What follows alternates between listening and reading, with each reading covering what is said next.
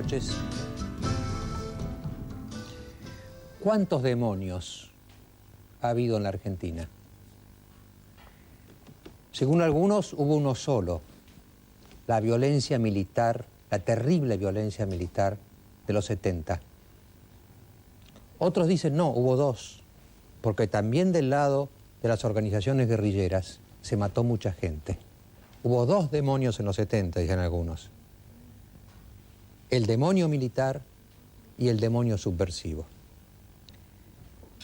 Yo me voy a animar a disentir con ambas tesis, porque me parece que hay un tercer demonio en la Argentina, que no es ni la violencia militar de los 70, ni la violencia subversiva de los 70, sino la violencia delictiva de los 2000. Si uno comparara las tres violencias, es horrible hacer números de muertos, números de desaparecidos, pero haciendo la cuenta del 2000 acá, de esta década, los muertos por la violencia delictiva suman varios miles. Unos dicen 6.000, otros dicen 8.000. Es mucha gente que está muriendo por acción del tercer demonio. Con esta diferencia, que los dos primeros demonios fueron. Hoy no existe el primero y el segundo. Son un horrible recuerdo de hace 30 años. En cambio, el tercer demonio está vivo, está matando ahora. Entonces, si uno dice, la violencia de los 70 fue terrible, fue lamentable, pero ya es inevitable, ya es parte de nuestra historia. En cambio, la violencia de los 2000, la que está ocurriendo ahora, en este momento, también es lamentable y terrible, pero me pregunto si no es evitable. ¿No podemos hacer algo ahora contra el tercer demonio? Algo que ya no podemos hacer contra los dos primeros. Pero el tercero es como un virus que está vivo y que requiere acciones y que es pasible de acciones para hacerlo retroceder. En estos días de grandes discusiones sobre la ESMA y demás, se habló de los muertos del 70, de Rucci, por ejemplo, y de tantos otros. Pero los muertos que deberían importarnos son los Axel Bloomberg, porque están muriendo ahora. Murieron ayer. Y yo diría más todavía, los Axel Bloomberg que van a morir mañana, porque todos los días están secuestrando y matando, y van a seguir haciéndolo, porque este tercer virus está activo. Y entonces, cuando uno los ve a los políticos argentinos discutiendo qué hacías vos en los 70, yo milité, yo no milité, me parece que lo que les estamos preguntando a ellos no es qué hicieron en los 70, es qué están haciendo ahora. ¿O ustedes no creen que si hubiera habido una política de seguridad en serio, muchos de los que murieron ahora podrían no haber muerto? ¿Ustedes no creen que Axel Bloomberg podría estar vivo si se hubieran ocupado de lo que se tienen que ocupar? ¿En qué están los políticos? Se están distrayendo, están haciendo cortinas de humo, discutiendo lo que pasó hace 30 años, cuando su deber, su responsabilidad, es atender no las tragedias que ocurrieron, sino la que está ocurriendo ahora, y evitar que haya muchos Axel Bloomberg en nuestro inmediato futuro. Yo creo que cuando les pidan cuenta a los políticos, a los gobernantes, a los funcionarios de hoy, sobre su acción, sobre su conducta, su responsabilidad, muy pocos les van a preguntar qué hacían en los 70 cuando tenían 18 o 20 años. Les van a preguntar qué están haciendo ahora. ¿Y saben qué va a pasar? Si siguen como van, no van a tener respuesta. No van a tener una respuesta para darle a la ciudadanía que ya no teme los 70, los lamenta, que teme a los 2000, que ya no temen a la violencia militar o a la violencia subversiva, que temen al tercer demonio, el demonio que nos está acosando ahora, el de la violencia delictiva, favorecido, casi diría estimulado, por un Estado y por gobernantes que se han distraído en dirección del pasado. Y si siguen así, a mucha gente, no solo a Axel Bloomberg, los van a dejar sin futuro. Está con nosotros Juan Carlos Bloomberg, padre de Axel. También está la señora María Elena acompañándolo. Y yo creo que en nombre de nuestra mesa, señor Bloomberg, queremos primero expresarle nuestro acompañamiento en el dolor. Yo sé que no se puede nunca situarse uno en el dolor de un padre. Es imposible. Uno puede imaginarlo, puede describirlo, no puede sentirlo. Así que usted tiene la tribuna de Hora Clave para poder decir lo que le sale de su corazón. Les agradezco. Primeramente, quiero recordar la memoria de mi hijo, un chico de 23 años, realmente maravilloso, con muchas ganas de vivir, que de chiquito siempre tenía muchas ganas de vivir. Siempre sonriendo, siempre alegre, siempre disfrutando de las cosas, y lo único que nosotros quisimos fue que sea un hombre de bien. Hizo todo su primaria, jardín de infantes, escuela secundaria, en la Goethe-Schule. Terminó inclusive siendo abanderado del colegio, donde esa escuela le enseñaban, una de las primeras cosas, la educación, el respeto a los demás, aparte de toda la parte intelectual, y la parte deportiva, donde eran grandes deportistas en todo tipo de disciplina, participaban en torneos, salto en alto, salto al largo, posta de 4, representaban al municipio de San Isidro, que se lo pedían, competían en los torneos bonaerenses. O sea que realmente gente que nunca fumó, no tomaba alcohol, y lo único que tenía como ambición era llegar a ser una persona importante, de bien. Estudió e ingresó en el ITBA, estaba en el último año de Ingeniería Industrial. Realmente un chico, como me dijeron algunos padres, que yo no lo sabía, lo llamaban el pibe 10, como ejemplo a los amigos. El núcleo, de amigos, que están muchos de ellos aquí, ya son compañeros desde Jardín de Infantes, se reunían en una vida sana, y realmente, siempre estaban, me ayudaban en mi trabajo, en todo lo que era tipo consultoría, lo tenía como ayudante en la parte de todos los sistemas. Le digo como ejemplo, en la universidad, estaban en el ITBA, esa universidad había preparado un vehículo todoterreno que concursaron internacionalmente en las universidades de Estados Unidos, ganaron, y ahora estaban en un proyecto de un avión que lo iban a presentar el año que viene. Él estaba en la parte de los costos.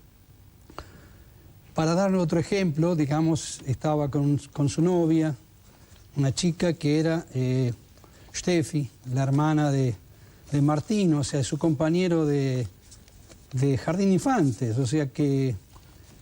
de hecho, cuando él lo secuestran, venía de la casa de la novia, ¿no? De la casa de la novia.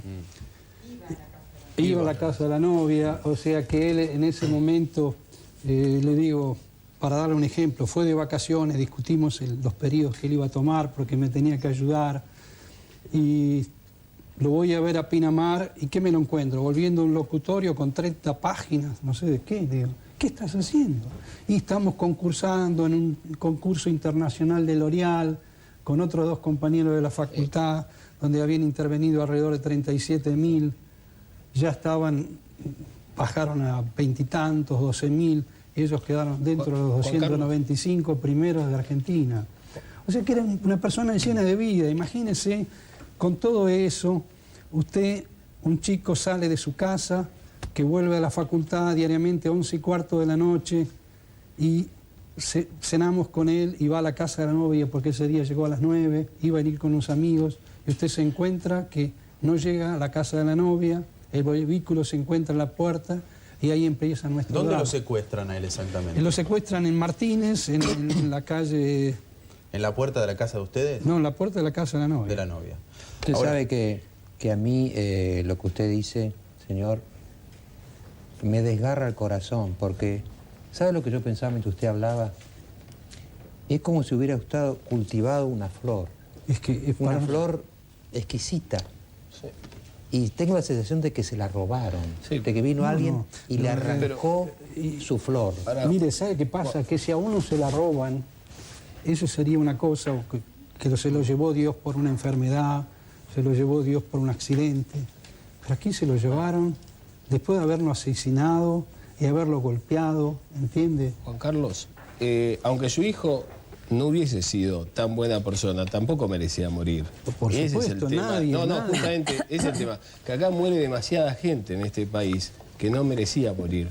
Nadie merece morir de No estas hay que aclarar circunstancias. que era un chico Pero no, sano, claro, no merecía morir, aunque haya sido no un buen hijo. Pero la pregunta es, ¿cómo cree usted que fueron? ¿Qué es lo que le pasó? O sea, ¿por qué del secuestro al asesinato se pasó? Mire, uno, digamos, como ciudadano honesto, ¿qué es lo que uno primero hace? Le pasa una cosa de esta, uno no está preparado y uno recurre a la policía, o sea, Claro. que es lo que cualquiera debería hacer en un país civilizado. Usted llama a la policía. A ver, aclárenos eso. Cuando usted se entera del secuestro, ¿qué hace? ¿Cuáles son las primeras actitudes Y de la las primeras familia? actitudes, nosotros vamos hasta la casa, llamamos a la policía en la casa de la novia, viene la policía llama a casas vecinas para ver si habían escuchado algo, para ver si habían sentido un coche saliendo velozmente, si habían sentido ruido, nadie escuchó nada.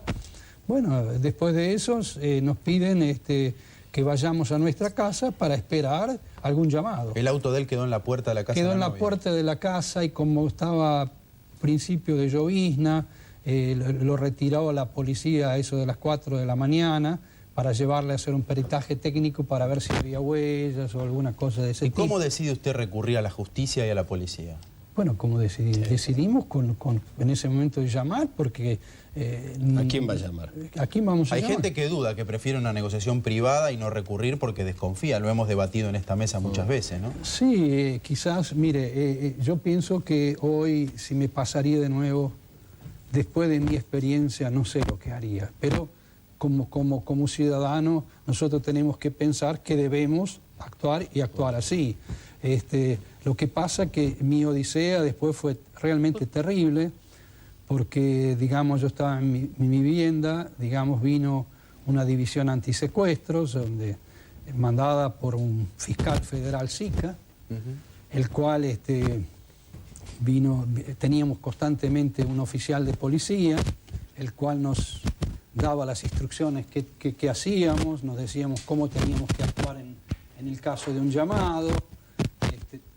Tenía que actuar yo porque en el caso de mi señora ella estaba choqueada, no podía hablar, o sea, además insistían que tenía que ser alguien que les hablara con dureza, que les hablara, o sea que yo hice estrictamente todo lo que me dijeron. Yo pasé 6 noches, 6 días sentado en un sillón sin moverme, sin cambiarme, sin bañarme, sin nada, no interesa. Y en esas horas de espera, yo lo único que hacía, cada vez hablaba con el oficial. Y usted empieza a preguntar si ocurre mucho de esto, cómo es, cómo no es. Y realmente usted cada vez se preocupa más, porque el problema que aparece es que usted le empieza a preguntar al oficial de policía, ¿y usted qué estudió? ¿Cuántos años es para ser oficial de policía? ¿Le daba confianza el policía que a usted le sugería qué hacer? Mire, de entrada sí, pero digamos, usted cuando empieza a averiguar, ¿entiende? Y bueno, le hablaban de esa división. ¿Cuántos eran de esa división antisecuestro? En el caso de San Isidro, 25 personas. usted le empezaba a preguntar, y bueno, imagínense, si él está 12 horas conmigo, y después de las 12 horas, él sale y se va a trabajar, a cuidar la caja de la municipalidad de San Isidro, ¿cómo puede estar? ¿En qué estado atlético? Cuando yo le preguntaba, dígame usted, ejercicio de tiro, ¿cada cuántos hace? Y una vez al año. Una vez al año. ¿Y cuántos tiros tira? 15. Y entonces empecé a preguntarle sobre las balas. Yo estoy en la parte técnica. Digo, dígame, las balas tienen una vida útil. ¿Cada cuánto se las cambian? Y cada año, cosas así. Y dígame, ¿y usted que cuando le dieron esas 15 balas que va al polígono a tirar, qué hace? Bueno, yo me guardé las nuevas y tiré con las viejas. Y dígame, con las viejas, ¿cuántas anduvieron? Y 7 no anduvieron de 15. Estamos, o sea, con trajes, o sea que a usted, un fiscal, digamos, le cuenta a mi señora una película de swap, que lo acompañó la madre de la novia, una psicóloga que asistía a mi mujer, y a usted le parecía que era todo fácil, era maravilla, pero cada hora que pasaba... Juan Carlos, ¿usted acepta las condiciones de los secuestradores y se pacta un encuentro?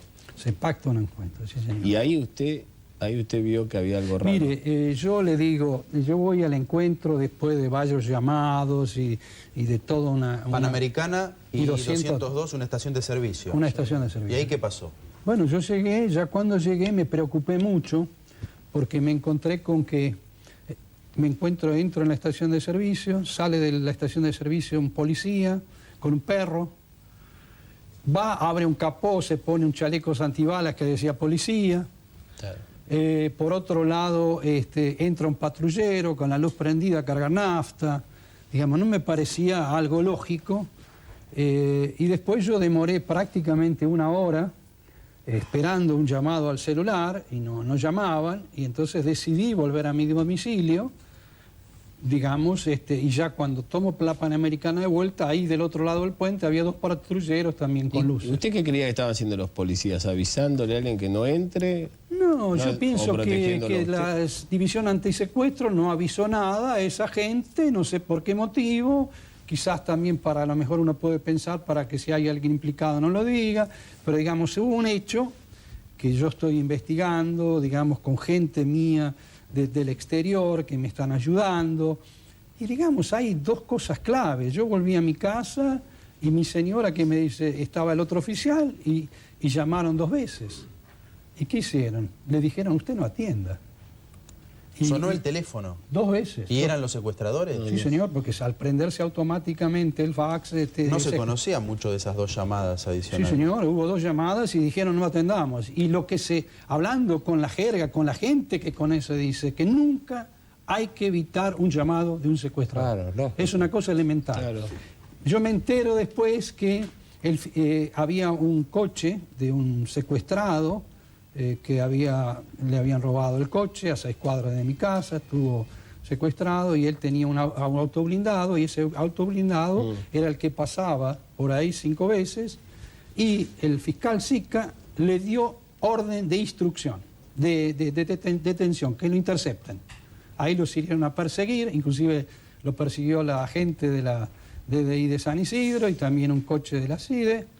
Este vehículo, después de encerrarlo, los atropelló, los chocó, casi volcó a uno de ellos. Es decir, que hubo, por lo pronto, torpeza. Torpeza total. Mi hijo está muerto por torpeza de esta gente, de este fiscal federal. Esto es una locura. Él, ¿qué necesidad tenía de tomar un vehículo? ¿Entiende? Lo podían 2 o 3 días tenerlo. Lo importante era yo llegar a pagar, ir a llegar hasta...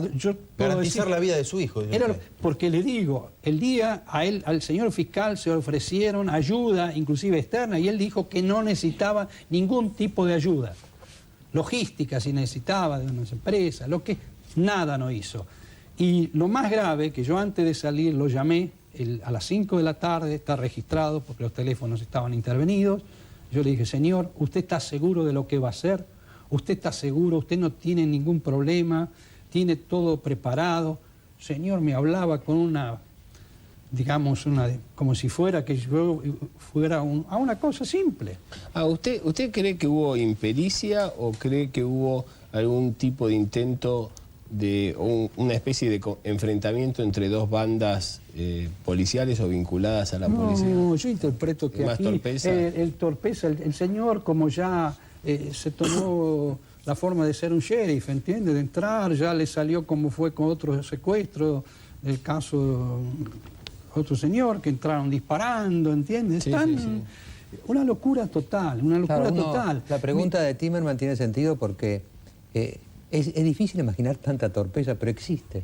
Realmente existe. No, porque uno conoce lamentablemente de facturas políticas que se van pagando de la policía contra los políticos, de los políticos contra otros políticos, donde el secuestro es una de las formas de vengarse, digamos, de un oficio, de otras comisarías o de otros sectores de la policía. Sí, por eso digo, lamentablemente yo lo que les puedo decir... O sea, porque si es así, es como decía antes Diego, o sea, ¿para qué llamar a la policía? ¿No? Ahora, si uno no llama a la policía, ¿quién llama?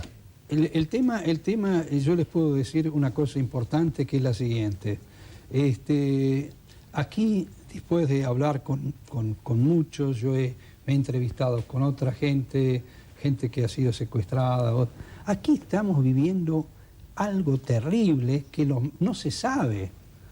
En la zona entre la General Paz y la zona de Bécar y del Río hasta Panamericana, es una zona, digamos, que es a diario los secuestros express. Eso le quería preguntar, porque él, además de sugerir cuál fue la actitud de la policía o si hubo participación policial, como se está estudiando, usted habló de la idea de zona liberada.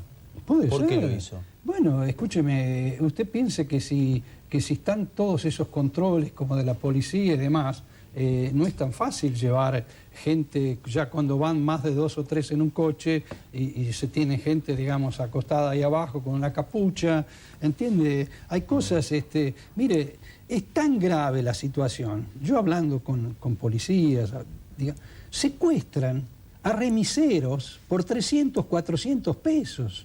¿Qué tienen que hacer? Juntar el dinero entre los compañeros y llevarlo. Es una cosa a diario. Lo que estamos viviendo es una locura total.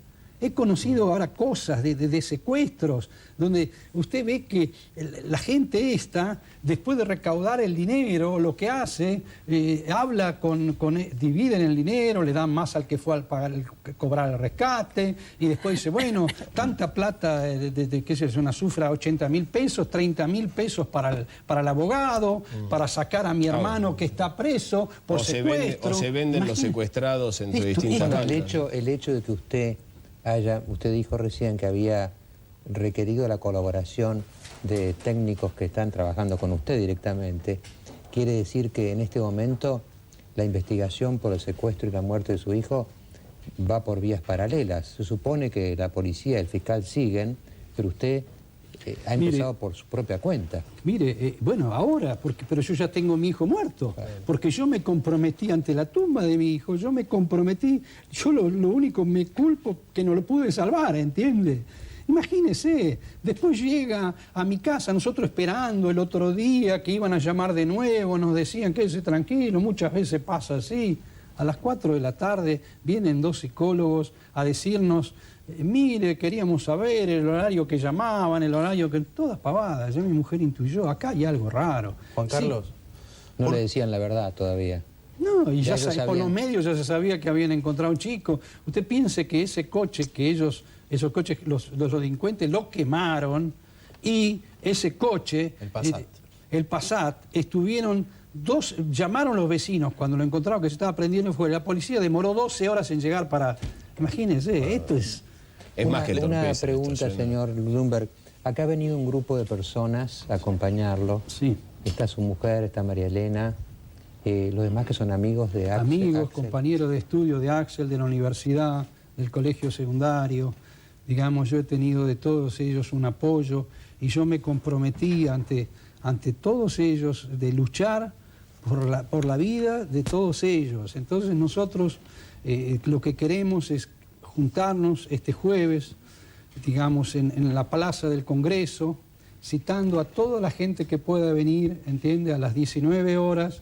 No queremos ninguna acción política, no queremos pancartas políticas, lo único que vamos a ir son con velas y le vamos a hacer un petitorio a los diputados, a los senadores, en donde le vamos a pedir cosas concretas, simples y concretas, que se tienen que cambiar muchas leyes en este país. Cosas concretas que son, por ejemplo, hay gente que está pidiendo ya hace rato que la portación de armas sea penada. Hoy, si encuentran un ladrón en la calle con armas, eso puede salir de la cárcel, es escarcelable. Juan Carlos. Es una locura total. ¿Y a qué hora va a ser la reunión? A las 19 horas, 19 horas. En el Congreso vamos a entregar, vamos a hacer un minuto de silencio.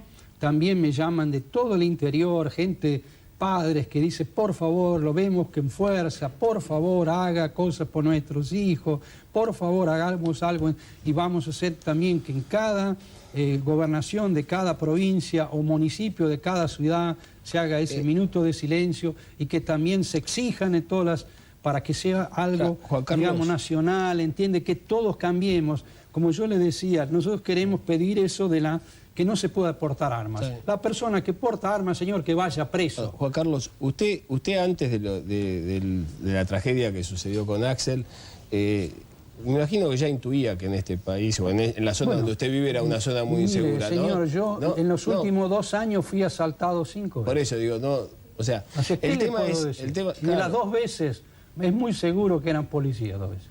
Porque, ahora bien, usted es muy fácil, si a usted viene, sí, usted va con un coche, vienen 2,45, pelo cortito, digamos, la forma, me entraron al coche, me rompieron este dedo. ¿Entiende? Cuando me encontraron dinero, me dijeron, bueno, otra vez entro en un lugar a comprar algo de jardinería, en pleno mediodía. Imagínense, no, entro adentro, viene un señor de traje, después otro señor, me llama, yo no entendía, le digo, mire, ¿cómo? Digo, el señor es el que atiende, con una pistola, me dice, venga acá, nos llevan, nos sacan el dinero, le sacaron los cheques a esta gente, después nos llevan a un cuarto interior, ¿y qué es lo que hace? Me palpa así y hasta la rodilla. ¿Qué ladrón nunca vi que le palpen hasta los tobillos? Bueno, ahora el debate político. No, la pregunta que le iba a hacer justamente Juan Carlos es, usted estuvo con el presidente Kirchner. Mire, yo estuve... Y quería saber qué le dijo usted al presidente. Yo le voy a hablar con toda la claridad. Yo estuve en mi casa, ha venido el doctor Vélez con el ex fiscal Lanusse, a interiorizarse en persona, a explicar, a preguntar, y yo le expliqué en detalle todo esto y este mal accionar del fiscal Sica, porque nosotros cuando vimos quedamos, y todo esto lo tenemos bien documentado. Hemos tenido reuniones, después vino el gobernador, que yo al gobernador le dije en mi casa, señor, usted tiene que actuar, esto ya es incontrolable, la gente no podemos vivir, las personas sanas vamos a tener que estar encerrados en las casas y los ladrones están sueltos afuera, ¿entiende? En combinación, con policías, con abogados, con toda una mafia. ¿Qué le dijo Solao? ¿Qué le garantizó siendo el jefe político de la provincia? Mire, lo primero que le pedí a él, que es una barbaridad, a mi hijo, según el fiscal, cuando nos vino a avisar, lo mataron a la 1:30 de la mañana. Yo cuando fui quería ver el cadáver de mi hijo, fuimos a ese hospital López y Planes en Rodríguez a retirarlo. Mi señora prácticamente se desmayó, el chico estaba golpeado, tenía hielo en la cabeza. Y yo dije, yo lo quiero ver entero.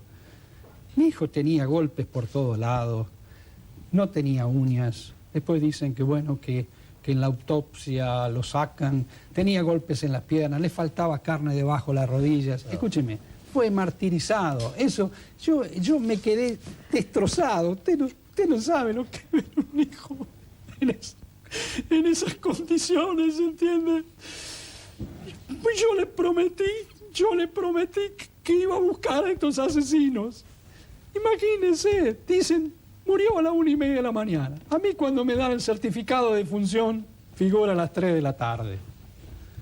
No aparece, lo único que aparece un tiro en la 100 con paro de respiratorio y nada más. No marcan ningún detalle. De todo lo que usted vio, eso no estaba. No estaba. Entonces digo, señor gobernador, usted tiene aquí lo que ha escrito a la policía. Señor, esto es de ustedes. Ustedes pusieron a las 3 de la tarde. Entonces, ¿qué fue? ¿A las 3 de la tarde? ¿Fue a la 1 de la mañana? ¿A dónde dice acá que mi hijo tuvo esta huella? él se comprometió después a traer todo esto, lo que sea, pero de eso nada vale, ¿entiende? A mí lo que me interesa ahora es que todos estos chicos, que los chicos de toda la Argentina puedan ir al cine. ¿Entiende? Esa es mi lucha, que cambiemos las leyes, cosas simples, que los diputados y los senadores rápidamente actúen.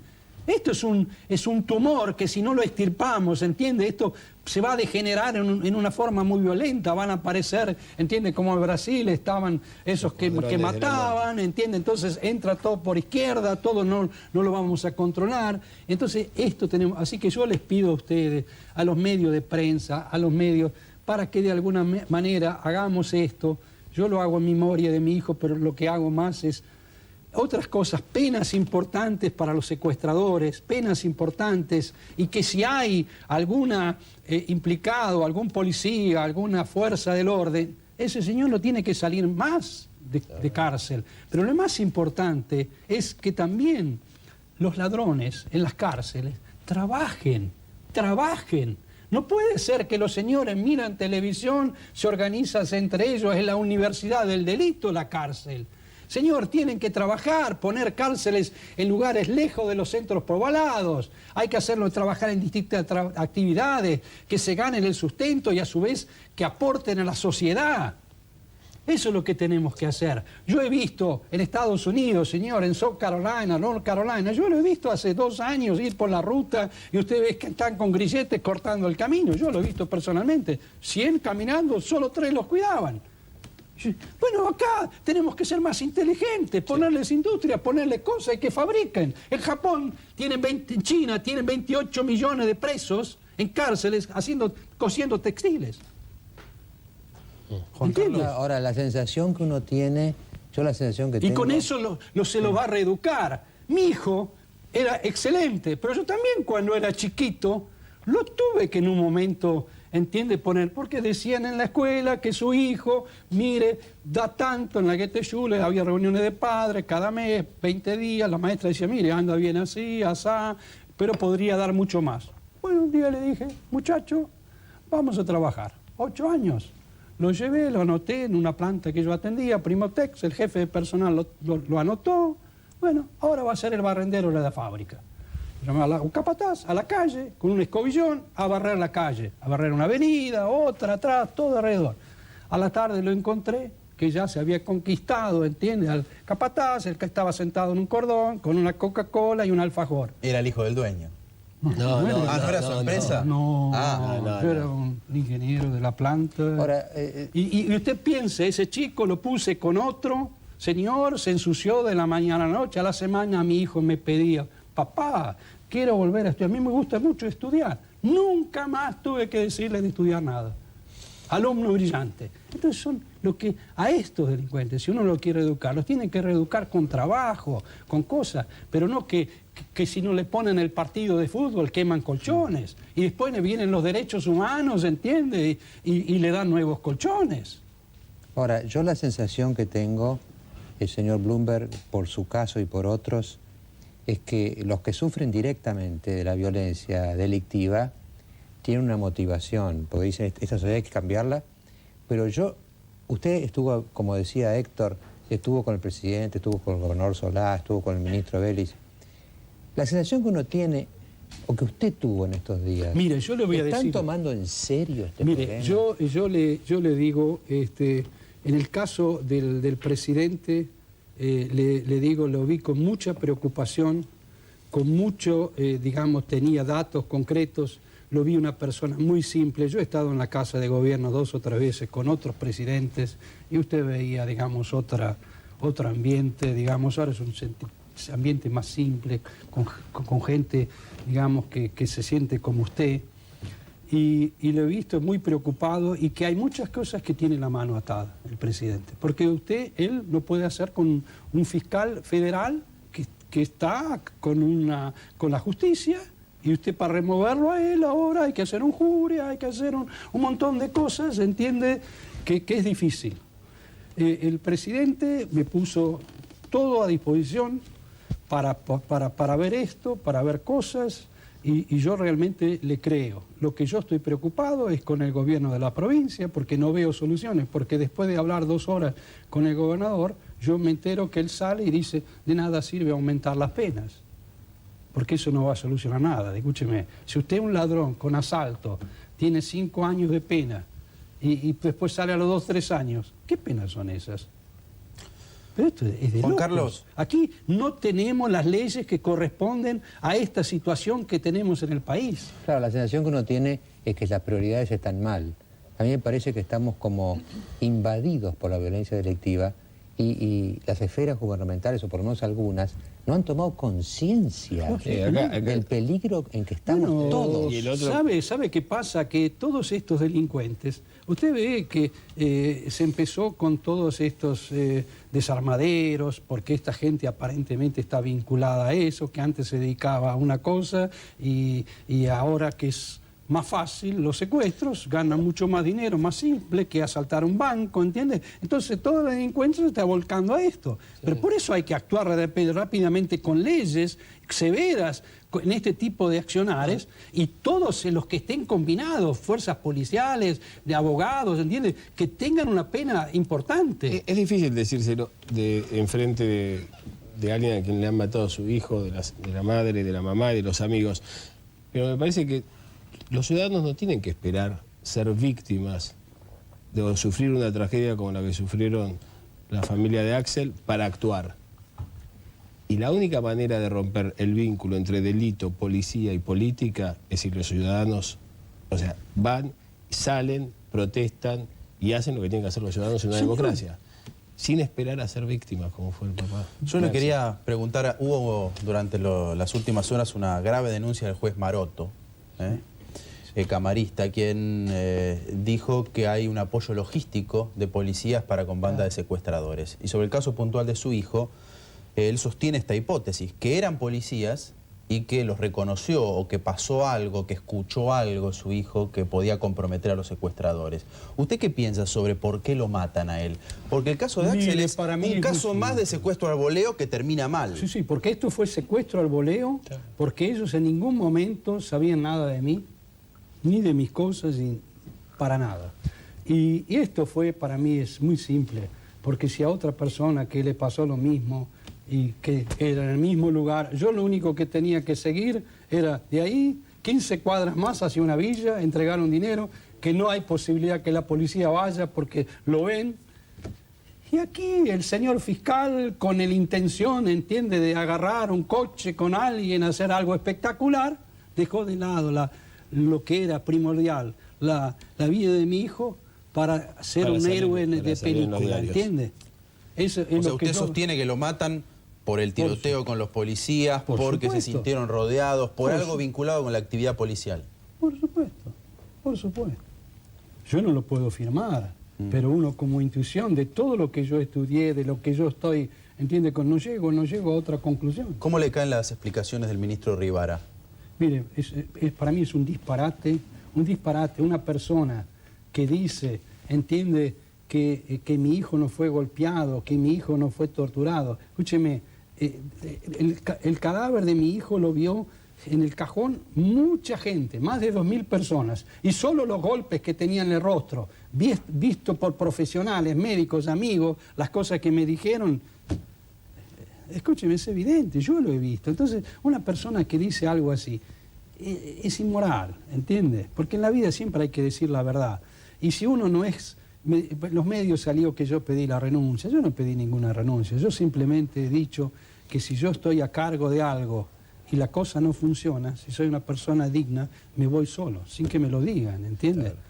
Y yo le dije al señor gobernador, él me quiso dar explicaciones, que es difícil conseguir gente para ese puesto. Digo, mire, usted es una persona muy honesta. Le digo, mire, no alcanza con ser honesto y bueno, hay que ser capaz, porque el problema está. ¿Entiendes? El problema es la idoneidad. Es la primera cosa que se tiene que tener, ¿entiendes? Entonces, el tema este es muy grave, y por eso la única forma que nosotros tenemos es esto de pequeñas cosas que se legislen rápidamente y que puedan actuar, y que el señor gobernador arregle el problema de su policía. ¿entiende? Que lo arregle rápidamente. Es muy difícil para nosotros poder, primero, comprender existencialmente lo que usted está pasando, lo que María Elena, su señora, están pasando. Cuando usted hablaba yo pensaba, qué consuelo, porque es el hijo único. Único hijo, ¿no? Y ya no lo vamos a tener. Y todos nosotros nos han destrozado. Imagínense, ¿qué nos queda? ¿Entiende? Claro. Y nosotros formamos, como usted decía, esa flor, que todos los días la regábamos, que todos los días... Pero lo importante era lo que se le enseñaba para que sea una persona de bien. ¿Entiende? Él era una persona correcta, ¿entiende? Una persona... Pero esto, doctor Grondona, como su programa es un programa político, y yo, como le dije por teléfono, mire, todo esto tiene sus problemas y también sus raíces desde hace muchos años.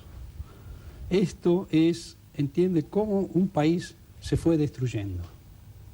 Yo tengo amigos que vivían acá, compañeros de trabajo, socios, que hoy están en Estados Unidos, están en Suiza, están en Austria, están en otros países.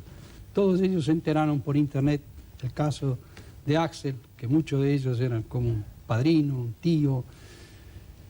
Y todos me dijeron, ¿qué está pasando en esta Argentina? ¿Qué está pasando? Cuando nosotros estábamos 15 años atrás no pasaba esto. ¿Cuándo en la Argentina la gente abría la basura para buscar comida? ¿Cuándo en la Argentina la gente sacaba cartones con trenes que llevan para cartones? Aquí se ha destruido. Usted no puede tener todo súper liberal en un país, ¿entiende? Que muchos años apoyaron todo este gobierno de Menem y todo. Esto fue un desastre, esto fue una fiesta y ahora hay que pagar esa fiesta. Toda esa deuda que se formó, Cavallo y compañía, han destruido el país. Acá había solo en textiles, que es mi especialidad, 63 hilanderías. ¿Sabe cuánto queda? 20, si hay. Escúcheme. Han destruido empresas de primera línea que exportaban todo al exterior. Empresas como una Mides que yo hice en el Chaco, que nosotros le exportábamos a Suiza, a Francia, a todos los países. Había trabajo. Entonces se cerraron toda la zona de José León Suárez, donde estaba lleno de fábricas, en San Martín, donde estaba lleno de fábricas, que ocupaba esa gente, en la zona de que... Ahora que después que se formaron villas, gente sin trabajo, padres desesperados, ¿entiende?, sin comida. ¿Qué hace? El individuo no tiene para dar de comer a su chico. Primero roba una gallina. Después no pasa nada, roba 2. Después roba 3. Aquí ustedes como periodistas y como hombres, aquí hay muchas cosas que también tienen culpa ustedes. Sí. Ustedes no han hablado como deberían hablar. Usted es un hombre de derecho, un hombre con prestigio, yo lo respeto. Yo cuando escuché al presidente de la Corte Suprema hablar, yo me quería morir. Y ustedes 10 años no sabían que ese era el presidente de la Corte Suprema, un policía de La Rioja. Piénselo. Sí. Piénselo, doctor. Yo lo único, sí lo estoy pensando, por supuesto, como decía Héctor. Yo no es que quiero atacarlos a ustedes, pero yo quiero colaborar, ¿entiende? Porque entre todos tenemos que, de esto, ¿entiende?, solucionar este problema, pero también tenemos que mirar. Hoy me llamó saliendo el señor Neustadt, y yo le dije muchas cosas a él, muchas cosas. Digo, está bien, a mí me interesa que usted ayude, que colabore, que todos tenemos que hacer para cambiar, pero hagamos un mea culpa de las cosas que tampoco no dijimos cuando tuvimos que haber dicho, ¿entiende? Aquí estaba pensando, por supuesto, como decía Héctor, nadie puede decir, no tengo nada que ver con lo que pasó, y menos los que hemos ocupado posiciones. Pero pensando en usted y pensando en María Elena, por eso yo decía, ¿qué se les puede decir? Ni un nieto tienen. Ni nieto. Yo lo único que ambicionaba, imagínense, con la parejita, bueno, un día hablábamos con él, bueno, papá, yo voy a tener hijos, vos vas a tener nietos, Imagínense, ¿qué? Perdónenme. No. Y yo creo que lo único que yo puedo ofrecer, si es que es la pretensión de dar un consejo, yo creo que para usted, para su señora, que van a tener que apoyarse mutuamente, por supuesto, es luchar para que no haya nuevos Axel. Por supuesto, para eso Porque estamos. en este momento en Argentina hay cientos o hay miles de Axel que van a morir, que no murieron, pero que van a morir. Y entonces yo creo que usted puede encontrar en esa causa, en la lucha para que no haya otros Axel, para que no haya otros Juan Carlos, otros María Elena, ¿no es cierto? Yo creo que por ahí puede encontrar una canalización para esa energía contenida. Y yo creo que lo que dice Héctor también es verdad. Nosotros como ciudadanos, como periodistas, pelear para eso, porque son los que podemos salvar. Claro. Los que ya murieron, e inclusive Axel, pero los que van a morir. Acá hay gente que va a morir. Yo creo que nosotros no hemos comprendido, porque ya han muerto miles por el delito, y van a morir otros miles en los próximos años. Entonces quizá una motivación para todos nosotros, porque también hoy fue su hijo, mañana puede ser el mío. Por supuesto. ¿No es cierto? Entonces, para evitar que mueran los que de otra manera van a morir. Correcto. Yo les agradezco tanto a usted y a María Elena la confianza que han tenido en nosotros, han podido venir acá y creo que todos nosotros, los que estamos de este lado y de aquel lado de la pantalla, comprendemos más lo que nos está pasando como país y quizá esto pueda ser un punto de partida para que hagamos más, para volver a ser el país que alguna vez fuimos. Correcto. Muchas gracias por venir acá, señor. Muchísimas gracias. Señora, muchas gracias por venir acá. Gracias, chicos.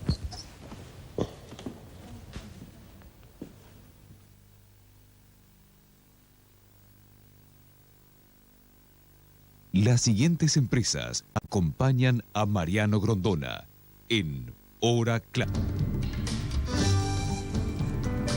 Bueno, ustedes saben muy bien que toda esta semana de la ESMA y demás, de los 70,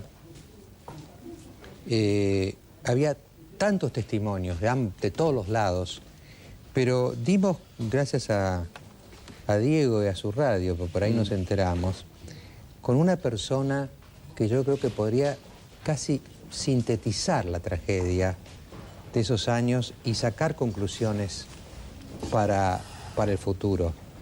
Antonio Pagés estuvo en la ESMA detenido y ahí también estuviera chico, tenía creo que 15 años, ¿no es cierto, Antonio?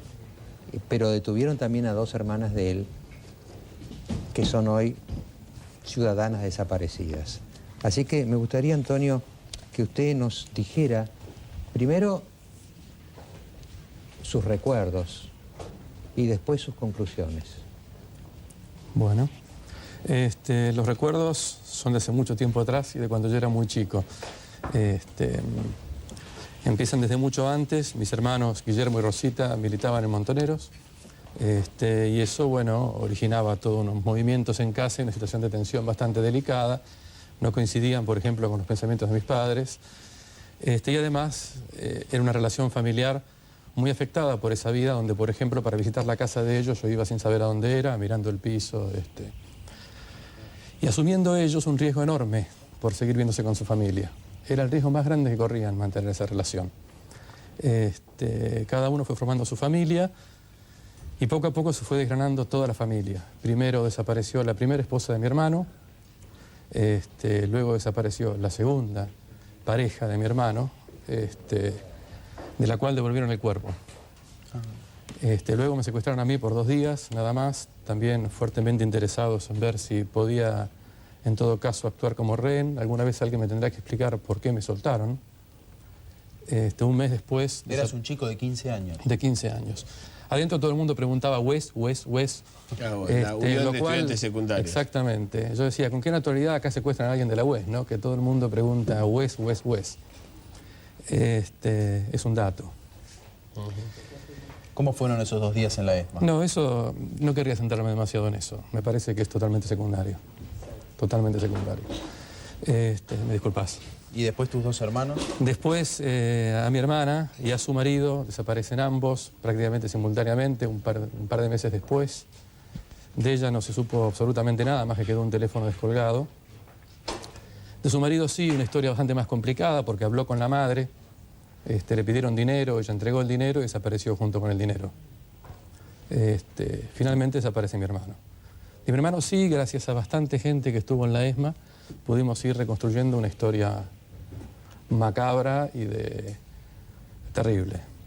Terrible, la verdad que prefería hasta no contar detalles. Sé que finalmente, después de más de 1 año y medio, y esto me lo cuenta con un testimonio muy duro Mario Villani, él, después de una sesión de tortura muy fuerte, solicitó su traslado y con las palabras de él dice, bueno, yo nunca más lo vi.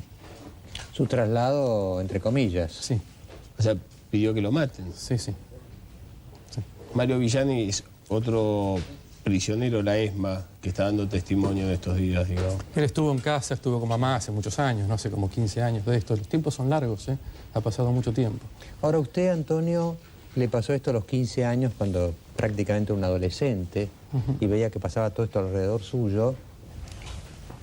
Hoy han pasado casi 30 años de entonces.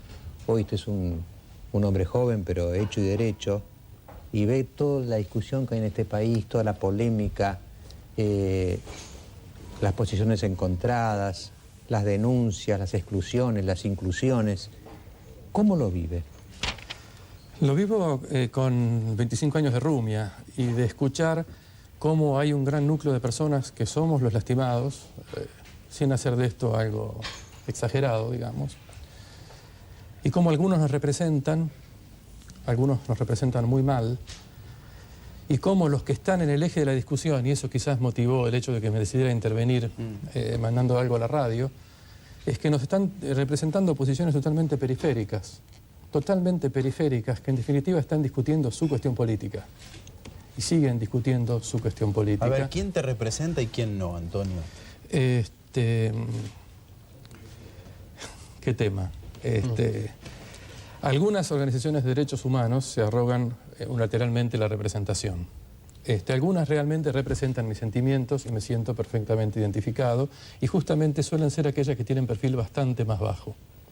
Tienen más, discúlpenme, la llave de los medios, los que justamente dicen cuestiones mucho más explosivas y que me parece que en algún caso habría que decirles, con una frase que recordarán, la sangre derramada no será manoseada, que parece que estuvieran haciendo uso y abuso de sus historias para convertirse con una coraza inexpugnable cualquier aclaración política que quieran hacer.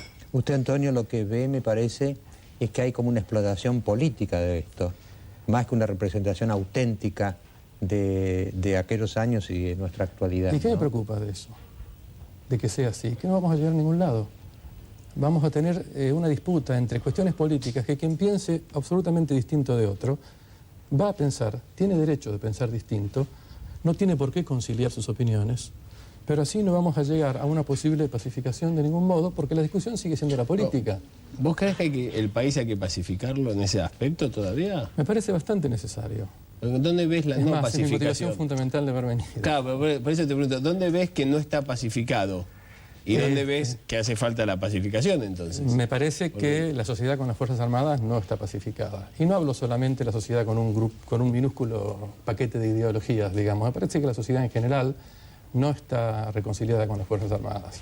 No, se puede no estar reconciliado, pero sí pacificado. Se puede no reconciliarme, pero no atacar a las Fuerzas Armadas. Sí, tenés razón, pero cada palabra merece su justipreciación, digamos. Ninguna de las dos cosas. Antonio, no está ni reconciliada ni pacificada. Sí. No, hablando de reconciliación, ¿cómo te cayó la idea del Museo de la Memoria? Este debate acerca de si debían quedarse las actividades educativas vinculadas con las Fuerzas Armadas que había en el predio. Mira, para mí no es cliché, para mí es el eje de la cuestión, la verdad de todo lo que ha sucedido. Para mí pasa bastante por ahí. Yo no le tengo ningún miedo a la verdad de lo que ha sucedido. Absoluto. Yo podría contar cosas bastante desagradables que me tocó saber. De todas formas, reconocerlas puede ser lo que produce más el acercamiento. Reconocer la verdad implica, sin distorsiones, toda la verdad, completa. Eso puede llegar a producir acercamientos, tanto con un pequeño grado de reconciliación y orientado a una pacificación. El Museo de la Memoria, si ayuda a exponer la verdad y la verdad completa, seguramente va a ayudar a la pacificación. Si es una herramienta para producir más enconos por algún tipo de distorsión, o cercenamiento, probablemente cumpla una función importante, pero no cumpla la función de pacificación que me parece que es muy importante hacia el futuro. Mis hermanos están muertos. A mí me pueden dar algún tipo de reconocimiento humano haciendo alguna afirmación, y me parece necesaria. Me gustaría que mi mamá la escuche. Pero hacia el futuro, olvidémonos de mí. Me parece que la pacificación puede ser mucho más importante para Argentina, bastante más importante. Es un poco y hay un trabajito. Sí. Es muy asimétrica la realidad. ¿Yo qué puedo hacer? ¿Qué puedo reconocer? ¿Qué tengo que decir? ¿Qué más puedo decir? No tengo nada que hacer para la pacificación. No tengo nada para hacer. Y es honestamente, un poco un camino, Antonio, es el camino crítico que está en tiempos inmemoriales, por ejemplo, en el sacramento de la confesión, ¿no? Es decir, primero hay que decir lo que uno hizo. Está el reconocimiento de que algo malo hice, ¿no es cierto? Después está el arrepentimiento y el propósito de enmienda, y después está la reconciliación. Ahora, uno no ve en la sociedad argentina, en grupos por lo menos minoritarios, un gran propósito de enmienda, ¿no? Y yo digo algo un poco que desgraciadamente podría ser naif en la Argentina. Las Fuerzas Armadas tienen un escalón muy alto, pero no lo pueden dar, no lo pueden subir, Claro. no se animan, no se animan. ¿Qué puede reconocer alguien de 15 años que estuvo No puede secuestrado? decir un militar, yo soy militar porque tengo mis convicciones, quiero ser un militar de la nación, y a mí Videla no me representa. Yo quiero ser como San Martín, Claro. que se negó de hecho a luchas fratricidas. Este individuo con uniforme que hizo estas atrocidades, no me representa. Antonio, yo le agradezco mucho su mensaje, por eso lo invitamos, porque yo creo que dentro de estos cuadros de contradicciones terribles que hay en Argentina, hay gente como usted que está buscando un camino, ¿eh? Y yo coincido con usted, mientras no encontremos ese camino común, vamos a ser un país que anda en círculos, mordiéndose la cola, ¿no? Y esto es lo que yo no quiero, y menos usted, que es mucho más joven y que quiere un futuro. Muchísimas gracias, Antonio, por estar con nosotros. Muchas gracias. Bueno, le agradezco mucho, Antonio. No sabía cómo era la situación. Muchas gracias. Bueno, estamos ahora con Chiche Duhalde. ¿Qué tal, Chiche? ¿Cómo está, Mariano? ¿Cómo le va? ¿Qué dice? Un gusto verlo. ¿Bien? Muy ¿Peinado bien. nuevo es esto? No, ¿Qué? mis rulos. Falta de peluquería. Bueno, tenemos una conversación que hacer con Chiche Duhalde. Fue una de las protagonistas de la semana pasada. Una semana donde las mujeres se distinguieron fuertemente por delante de los hombres. Y después del corte vamos a empezar nuestra conversación con ella. Ya volvemos.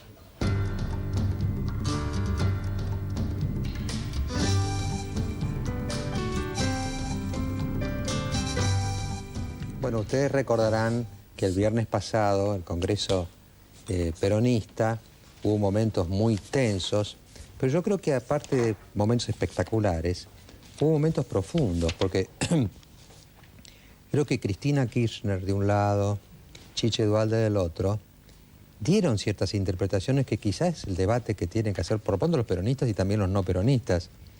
¿Cuál es la misión del peronismo hoy en Argentina? ¿Cuál es el rol que el peronismo tiene que jugar en el país, ¿no? Vamos a pasarle a Chiche un tape en el cual de alguna manera pareciera que Cristina y ella no comparten la misma visión de cómo debiera ser el peronismo. Vamos a verlo. Nuestro partido, nosotros, los peronistas, más allá de las votaciones que cada uno de nosotros hayamos tenido, y todos acá tenemos una historia, no hemos sido consecuentes con nuestra historia, con nuestra identidad y con nuestra representación. Nosotros, los peronistas. Nosotros, los peronistas. Muchos se fueron asqueados de lo que pasaba en nuestro partido. Perdón. Perdón. Silencio. Perdón. Silencio, por favor, compañeros. Muchos se fueron asqueados de lo que pasaba en nuestro partido y en el país. ¿Qué significa entonces eso? Silencio, compañeros, escuchémonos. ¿Dónde está la renovación que proponemos? Compañero. Más allá de los abucheos, de los gritos, me parece que es hora de que nos replanteemos en serio qué partido queremos ser. ¿Qué es lo que queremos ser? Cada uno. No es el primer congreso en que no me dejan hablar, pero posiblemente, tal vez, entonces sí, sea el último en el cual podamos encontrarnos. Compañeros. Nada más, gracias, compañeros. Entonces yo les pido a todos que reflexionemos. De aquí tenemos que salir más unidos que nunca. No podemos dejar una puerta abierta para que ningún compañero trasnochado crea que puede tener un proyecto serio fuera del justicialismo. Hoy tenemos que construir para adelante. No quiero mirar más hacia atrás en ningún aspecto de la Argentina.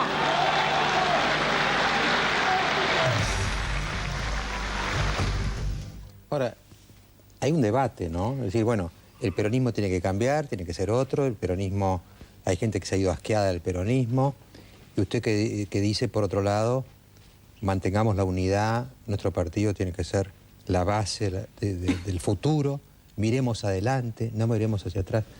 En realidad, ese extracto que han hecho coincido totalmente con Cristina. Yo creo que nuestro partido necesita renovación, pero quiero decirle que yo sabía que venía a hablar de este tema, pero después de haber visto a Bloomberg hablar, realmente uno no tiene más ganas de seguir hablando de este tema. Por eso preferiría que podamos dedicarle un espacio a hablar del caso Bloomberg y como tantos casos en la Argentina. Pero le contesto, creo que en ese aspecto coincidimos. Las dos queremos, y creo que la mayoría del peronismo quiere la renovación. Realmente se ha convertido en una cáscara vacía. Tenemos que hacerlo nuevamente fuerte, tiene que existir porque así debe ser una verdadera democracia. Los partidos deben ser sólidos, pero llenos de contenido. ¿Y qué tienen que ser? Una herramienta que le sirva a la gente. Hoy no lo son. Por eso yo creo que tiene que renovarse. Pero ¿cómo creo que se renueva? Desde adentro, peleando desde adentro y tratando de ir transformando con nuevas ideas, con mayor participación, con incorporación de jóvenes, pero no yéndonos, sino diciendo, bueno, como en la casa, frente a un problema, ¿qué hacemos? ¿Nos vamos? No. Nuestro partido debe tenernos a todos debatiendo, discutiendo, escuchándonos y luego consensuando de qué manera lo convertimos en una herramienta que le sirva a la sociedad. Hoy no le sirve ni a la gente ni a los partidarios.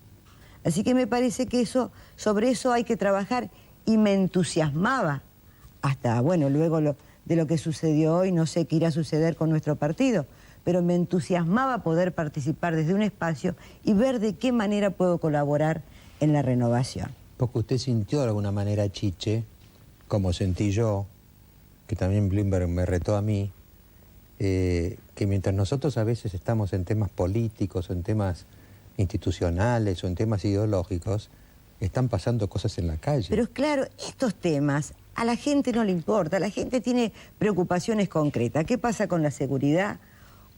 ¿Cómo van a estar los precios en el supermercado? ¿Cuánto va a poder comprar?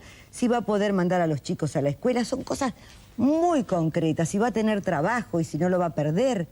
Esas son las cosas que le preocupan. Y mientras tanto, los políticos estamos en otros temas que no es que son poco importantes, porque vuelvo a repetir, los partidos políticos son el sustento de la democracia y deben ser verdaderamente sólidos.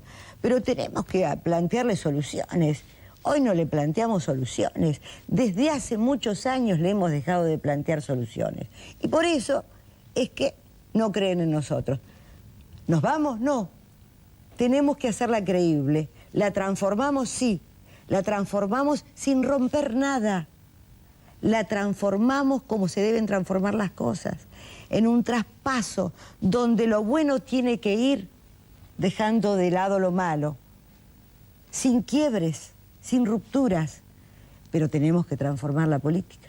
Por eso hay que tener cuidado. Hay un momento, bueno, vamos a tener que reproducirlo en este congreso, en que lo de Suyo y lo de Cristina orilló casi un choque personal. Vamos a verlo ahora. Pienso que mi partido también debe terminar fundamentalmente con darle lugar únicamente a las mujeres portadoras de marido. Necesitamos también que las compañeras que lleguen sean no porque están junto a otro compañero importante en el partido, sino porque además son cuadros políticos. Creo en esa forma de hacer política. Le voy a dar la palabra a la señora Duhalde, Gonzalo Duhalde, y después le voy a dar la palabra al presidente del partido. Queridas compañeras y queridos compañeros, me voy a subir porque acá no los veo a todos. Le pido permiso a la mesa para subirme. Pero la verdad que en mi caso particular, Cristina, soy portadora de apellido. Me llamo Hilda Beatriz González de Duhalde.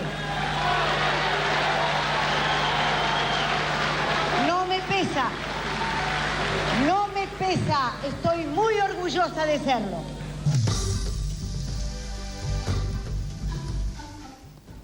¿Está orgullosa? Sí, estoy orgullosa. Claro que estoy orgullosa. Y es cierto que entré a la política de la mano de él casi sin pensarlo. Pero también sé que trabajé mucho, mucho. Y que me he ganado un espacio. Y que no está mal. El tema es si de la política estoy trabajando para la gente. Yo creo que sí. A lo mejor seguramente me faltarán muchas cosas por hacer. A lo mejor tendré que arrepentirme de otras que hice mal. Pero sé que estoy trabajando y poniendo el alma en lo que hago. Así que, vuelvo a repetirle, no me pesa, no tengo conflictos psicológicos con eso. Hoy ya casi nadie discute mi espacio, pero ese espacio, y vuelvo a lo mismo porque me he quedado totalmente enganchada con Bloomberg, si no sirve para que yo aporte ideas, para que pueda legislar de alguna manera en proyectos que mejoren la seguridad, si yo no me puedo ir interiorizando de cuáles son las mejores experiencias en esa materia, si no puedo hacer un aporte, no me sirve para nada. Hilda, Chiche, ¿qué le dijo Eduardo cuando volvió del Congreso? Nada, la verdad que él tiene una enorme responsabilidad. Y cuando pasan estas cosas se preocupa y se vuelve doblemente responsable. Y nos pide a todos que seamos responsables, que acompañemos con todo al presidente Kirchner en la gestión. Y es lo que vamos a hacer. Yo quiero que la gente sienta que esto que pasa dentro del justicialismo no puede de ninguna manera perjudicar el acompañamiento del justicialismo al presidente en su gestión. Yo estoy segura que todos los legisladores del justicialismo lo van a hacer. Algunas cosas les gustarán más, otras menos, pero lo vamos a acompañar, discutiremos, pero vamos a hacer un sólido apoyo, aunque el presidente crea que hoy no lo necesita. No importa, nosotros sabemos que somos un poder independiente, que estamos para legislar y que vamos a acompañar los proyectos que el Ejecutivo envíe en beneficio de la gente. Así que lo que nos pide Eduardo Duhalde es mucha seriedad, mucha responsabilidad y mucho acompañamiento, porque estamos en un momento de enorme fragilidad. Yo recuerdo el año y medio que estuvimos en la gestión, fuimos enhebrando con un hilo muy finito, con el enojo de toda la sociedad. ¿Usted se acuerda, Mariano, que todos los sectores de la sociedad estaban enojados? Y todos tenían razón, todos reclamaban con razón. Y fuimos lentamente consensuando, uniéndonos, y yo creo que hay que llamar a los dirigentes políticos, a la sociedad toda, a un encuentro verdadero. Yo el otro día le dije gestos. Cuando digo gestos es esto, ver cómo nos unimos al otro en un verdadero gesto de amor, más allá de que no piense como yo. Ojalá pudiéramos dejar de ver enfrentados a aquellos que vivieron la etapa, la década del 70 de uno y del otro lado, y verlos verdaderamente en un gesto de unidad. De la misma manera, ver a los partidos políticos, ¿por qué no podemos estar juntos en algunas cuestiones que son temas verdaderamente de Estado? Si tenemos que discutir la educación o la seguridad para el país, ¿por qué tenemos que creer que las ideas nuestras son las mejores? Podemos unirnos y decir, a ver, planifiquemos todos juntos. Y que el proyecto que surja de esto sea un proyecto que podamos llevarlo adelante en 10, en 15 años, y que gobierne quien gobierne, le podamos dar continuidad. No como hacemos hoy, que creemos que somos los más iluminados y que los demás no saben nada, no hicieron nada. Entonces, ojo con esas cosas. Yo creo que los gestos se demuestran verdaderamente cuando somos capaces de darle la mano al otro aunque piense diferente. Ahora ahí, Chiche, yo creo que sigue habiendo una diferencia de fondo porque los dos, me parece, Cristina y usted, reconocen que el peronismo tiene que pasar por una etapa de gran renovación. Sí. Pero yo le veo a Cristina una menor esperanza en esa renovación. Hubo un momento muy crítico en la reunión que ella no se dio cuenta que tenía micrófono abierto, sí. Y hizo como un gesto de desesperación respecto al peronismo. Vamos a escucharlo. Hoy necesitamos poner a este partido nuevamente de pie, no como una herramienta electoral, sino como de apoyo ideológico permanente a un gobierno que está cambiando la Argentina y que está haciendo lo que la gente quiere. A pesar de los peronistas, es legítimo, ella siente eso. Yo creo que dentro del peronismo, como de todos los partidos, hay gente buena y gente mala. Los buenos cada vez tenemos que ser más, y me incluyo. Los que tenemos buenas intenciones cada vez tenemos que ser más. No abandonar el barco, porque si no siempre triunfa el mal. Entonces los que tenemos buenas intenciones, quedémonos adentro, tratemos de cambiar esta historia. Pero sí, porque creemos que es inmodificable, nos vamos. ¿Cómo se sustenta esa democracia? El gobierno tiene que tener un partido fuerte, su partido que lo acompañe, y tiene que haber una oposición fuerte. También la oposición se tiene que reorganizar. Y hubo también, ya esto no tiene que ver con Cristina, pero hubo una tercera mujer en la reunión, sí, que es Olga Riutort, sí, otra potencia, ¿no? La mujer del gobernador de Córdoba, de la Sota, que tuvo una intervención muy fuerte y que dio lugar a una frase, no sé si llamarla desafortunada, del ministro del Interior, porque también yo creo que ustedes, ¿saben lo que están suscitando ustedes, las mujeres estas, todas estas? Son residuos machistas en todos nosotros, la verdad. Pues digo, pero señoras, ¿qué están haciendo acá en lugar de estar lavando platos, no? Vamos a escuchar lo que dijo Riutort y lo que dijo Aníbal Fernández respecto de esa intervención femenina en Radio 10. Que esto no debe transformarse en un circo, sino en un recinto en donde seamos capaces de escucharnos, de debatir las ideas, pero decir lo que pensamos sin ofendernos. Y me pareció oportuno, ya que está nuestra primera dama en este recinto, que la informemos de la historia política de cada uno de los que aquí estamos presentes. Yo quiero decirle a nuestra compañera Cristina que no nací en Córdoba, que soy una militante de San Juan, de que puede dar fe el compañero gobernador José Luis Gioja. Por eso les pido a todos los compañeros y compañeras de este Congreso que si ustedes quieren o consideran que la compañera de Kirchner ocupe la Secretaría de Organización, aquí está mi renuncia. Muchísimas gracias. Gracias, compañera. Compañero Busti.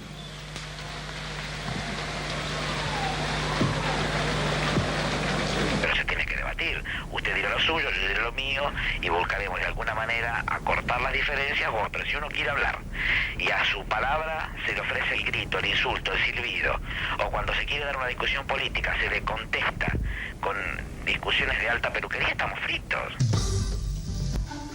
¿Escuchó bien? Es una característica de Aníbal. Aníbal es un compañero de muchos años y siempre tiene contestaciones machistas. Pero bueno, él es así y yo lo acepto como es. Es así. Así que usted no le contesta la peluquería con otra... No, pero yo ya cuando yo lo escuché Mm. esta mañana y yo digo, este Aníbal siempre tiene ese tipo de contestaciones hirientes, ofensivas, pero bueno, es así.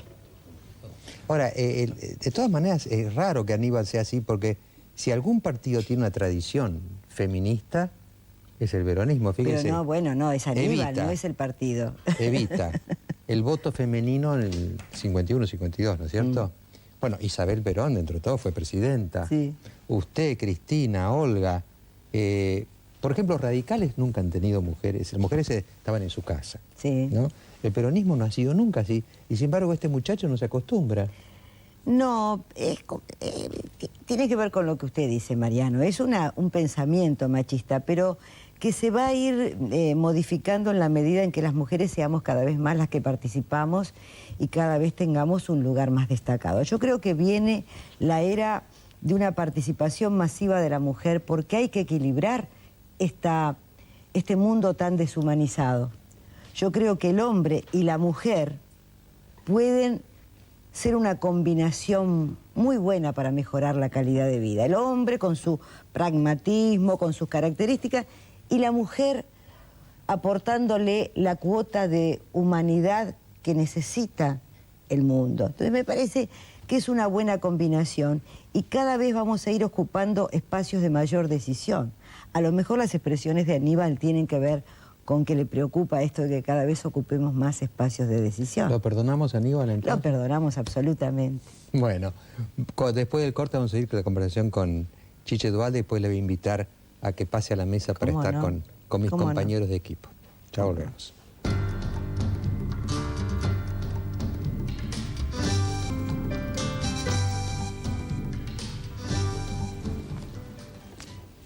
Yo haciendo un balance de esta conversación entre nosotros, me parece que como nuestro último tema podríamos rescatar algo que me parece muy importante. Usted vino, se impresionó mucho todos, porque hablamos mucho con el caso del señor Bloomberg, pero me hizo recordar algo que dijo su marido una vez. ¿Se acuerda que Eduardo dijo una vez, merecemos la desconfianza de la gente, porque hemos sido una dirigencia de M? ¿Se acuerda de eso? Es decir, lo que yo veo como valioso de esta conversación, Chiche, es que usted tiene conciencia de que hay que cerrar el abismo entre la sociedad y los políticos. Pero lógico, no podemos seguir así, no podemos mirar para otro lado. Si la gente nos está planteando cosas terribles, nos está pidiendo que trabajemos en ese sentido, tenemos que abocarnos todos a eso. Dejarnos de discusiones que no nos conducen a nada. Nos quieren ver trabajando, ganándonos el sueldo y comprometiéndonos con lo que nos debemos comprometer. Eso quieren de nosotros. Bueno, es lo que tenemos que hacer. Entonces, la única manera de que la sociedad se reconcilie con la política es si cada uno de nosotros cumple el rol que le corresponde. Y yo creo que hay mucha gente que por ahí está en la política, que no se la conoce demasiado, legisladores de mucho trabajo, que no salen en los medios y que son muy trabajadores, pero nos quiere ver a todos, porque lo malo es lo que primero se señala. Entonces, bueno, hoy el caso Bloomberg es un caso, como tantos casos y como usted bien dijo, todos los que pueden venir atrás. Bueno, ¿qué tenemos que hacer? Ponernos a trabajar. El Ejecutivo provincial, el Ejecutivo nacional, los legisladores, tendrá que haber leyes más fuertes, tendremos que encontrar métodos de prevención, pero que nos tenemos que poner a trabajar, no le quepa la menor duda. Chiche, la invito a venir a la mesa. Sí, cómo no.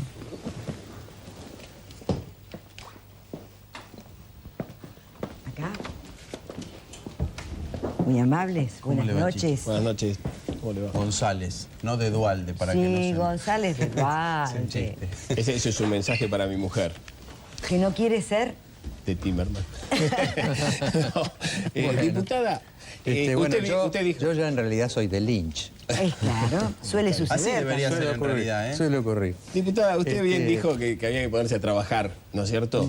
Pero los que estaban en el Congreso del Partido Peronista eran los políticos, eran los elegidos por los afiliados, supuestamente, para que los representen.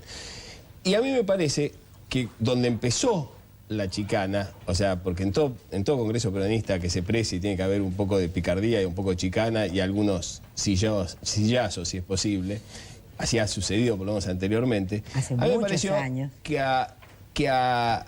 A mí me pareció que cuando Acevedo habló, que fue el primer representante de Santa Cruz en hablar, empezaron los silbidos de los delegados de la provincia de Buenos Aires.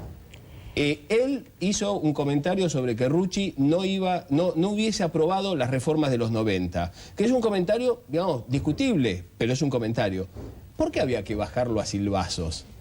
Sí, yo creo que estuvieron muy mal. Yo creo que estuvieron muy mal no permitirle hablar. No estoy de acuerdo con eso. No creo en la intemperancia. Me molestó en todo sentido. ¿Por qué sucedió eso? No sé. Realmente no sé. Tampoco creo en una cosa pensada, premeditada. No, nada. Pues tal vez había una sensación que el presidente... A lo mejor fue el gesto. Yo lo observé cuando él comenzó a hablar. Lo hizo con mucha dureza y con mucho enojo. A lo mejor si hubiera tomado otro tono, más pausado, más tranquilo, no tan confrontativo, a lo mejor no hubiese sucedido eso. Pero la verdad es que es un tema menor. No creo que sea un tema menor porque eso desencadena en el diálogo, o sea, en el discurso de Cristina, que no tenía previsto hablar, la senadora Kirchner, perdón, la senadora Kirchner no tenía pensado hablar, o sea, pide la palabra, habla y ahí se crea el conflicto. A mí me da la sensación, no sé qué piensa usted, que el Partido Peronista le está diciendo a Kirchner, nosotros te pudimos haber elegido como candidato y ganaste las elecciones, pero no vas a poder manejar el partido como lo hizo Menem durante todos estos años. No, yo estoy segura. Todos los que estábamos ahí sentíamos lo mismo. Obviamente teníamos que reorganizar nuestro partido. Ese era el objetivo. Y todos los discursos, y con todas las personas que yo tuve la oportunidad de hablar, estaba en todos ellos la decisión unánime de acompañar al presidente. ¿Sabe por qué, Timerman? Porque nos estamos jugando la última ficha los argentinos. Y todos tenemos que ser responsables. Y había mucha responsabilidad. El enojo se produjo por algunas cosas que no gustaron. Y bueno, y terminó con las expresiones de Cristina que no fueron las más oportunas. Permítame esto. Vamos. Sí. Pero quiero decirles que en todos estaba esta sensación, y todos los que hablaron, incluido de la Sota, todos los que hablaron, fue en defensa de la gestión del presidente y hablando del acompañamiento que debemos hacer al presidente. Yo no escuché otro discurso y sé que no lo hubo y sé que no estaba en el pensamiento de nadie. Ahora, mi pregunta y mi planteo tiene que ver con esto. Probablemente el mayor contrapunto no fue por la aportación de marido o de apellido, sino de visiones sobre la identidad del peronismo. Porque yo veo un contrapunto más grave entre Cristina y usted, más grave que el de la aportación de apellido. Y tiene que ver con la identidad del peronismo y el revisionismo acerca de lo que pasó en los 70 y en los 90. Usted dijo, habló de los trasnochados que piensan proyectos fuera del PJ, y los hay en la Casa Rosada. Usted dijo que hay que mirar hacia adelante, y Cristina planteaba revisar cosas del atrás. O sea, ¿hay un debate sobre la identidad del peronismo? Pero seguro. Y aquí parece que no están de acuerdo. Pero cuando usted habla, los hay en la Casa Rosada. En la Casa Rosada hay hombres que también representan otros partidos políticos. Y el nuestro ha sido siempre un movimiento muy amplio que le ha dado cabida a distintos hombres y mujeres que vienen de distintos sectores del pensamiento argentino. Eso no tiene nada de malo. Cuando Cristina habla de revisionismo, yo coincido con ella. Lo que no creo que se haga espantando, sino que creo que hay que hacerlo llamando a la unidad. ¿Pero en la Casa Rosada espantan, entonces? No, estoy hablando de lo partidario, estoy hablando del Congreso. Creo que Cristina se pierde la gran oportunidad de hacer un llamado a la reflexión, a ese Congreso que por ahí no es demasiado importante hacia afuera, que no son las cosas que le preocupan a la gente y que es lo que quiero volver a recalcar, porque no es el tema que le preocupa a la gente, pero que se pierde la gran oportunidad de hacer un llamado a la reflexión, a la responsabilidad y a que el partido se convierta en una herramienta que le sirva a la gente. Para mí, yo hubiera deseado escuchar de su boca eso, ¿no? Porque obviamente tenemos que cambiar, vuelvo a repetir, hay muchas cosas que modificar, pero las debemos modificar desde adentro, lo que entendemos. Cristina... Para recordar una anécdota, ¿no? Sí. Ustedes que son tan jóvenes, todos no se deben acordar. Pero en el 73, cuando el Lanusse, que era presidente, instaló el balotaje, porque pensaron, los peronistas son los que son. En la segunda vuelta se le suman todos a Balbín, ¿no? Y después cuando vino la cosa, la historia es exactamente al revés. El que siempre sumó fue el peronismo. El que siempre hizo frejulis y frentes y alianzas fue el peronismo. Siempre. Y el radicalismo fue siempre un partido mucho más estrecho. Nació transversal. Es una característica. Y en definitiva el que sacó las papas del fuego en más de una oportunidad también fue el peronismo. Y ahora que somos compañeros desde el 27 de abril con... Yo sabés lo que he llegado, mire, yo le decía hoy a... Pero compañero de partido. Sí, se hizo peronista, Mariano, hace un tiempo en un reportaje. Desde el 27. No, yo soy chichista, que es una cosa distinta, ¿no? Pero no, yo sabe que he llegado a la conclusión... yo siempre pensé con Borges, ¿no? Que los peronistas son incorregibles. Pero ahora también pienso que son inevitables. Entonces, por eso a mí me interesa mucho que el peronismo... porque son los únicos que pueden gobernar. A mí no me gusta el concepto de que son incorregibles, porque decir incorregible significa que nada se puede modificar. Y yo creo que hay muchas cosas para corregir y que las vamos a corregir. Que somos necesarios no me cabe la menor duda. No, esta mujer hasta que no me haga firmar la ficha no termina, ¿eh? No. Pero vamos a acordar de esto. Es el único movimiento en condiciones de hoy de gobernar. Esa es la realidad, nos guste o no nos guste.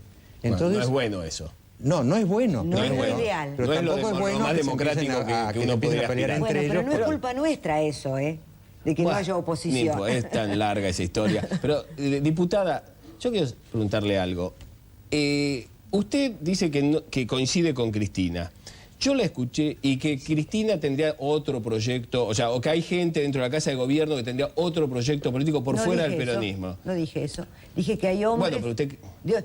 También, ¿usted cree que también en el año y medio que nosotros estuvimos hubo hombres de otros Cristina partidos. Kirchner nunca dijo, por ejemplo, que yo la haya escuchado, que ella quiere irse del Partido Peronista. No. Siempre se quedó dentro. Pero por supuesto, y lo dice en el discurso.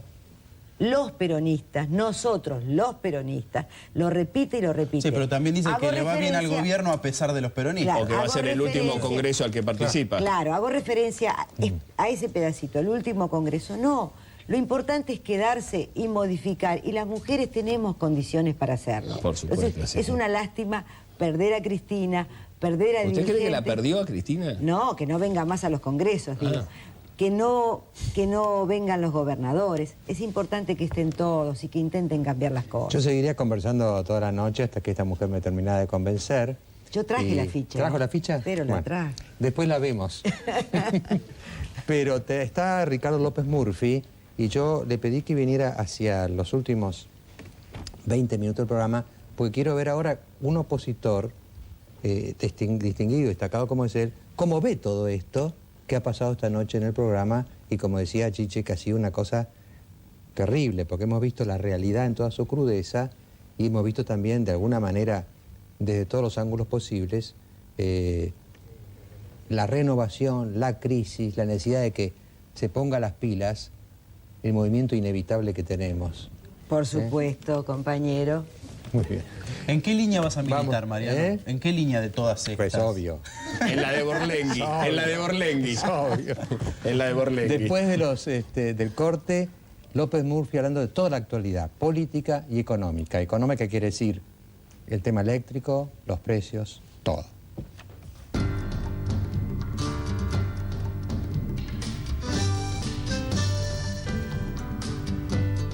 Bueno, López Murphy tiene la ventaja de alguna manera de ser político y economista, ¿no? Así que vamos a tratar los dos temas. Primero, usted ha visto este programa un poco, estamos con esta tensiones dentro del peronismo. ¿Cómo ve usted desde la oposición esto que está pasando? 3 reflexiones.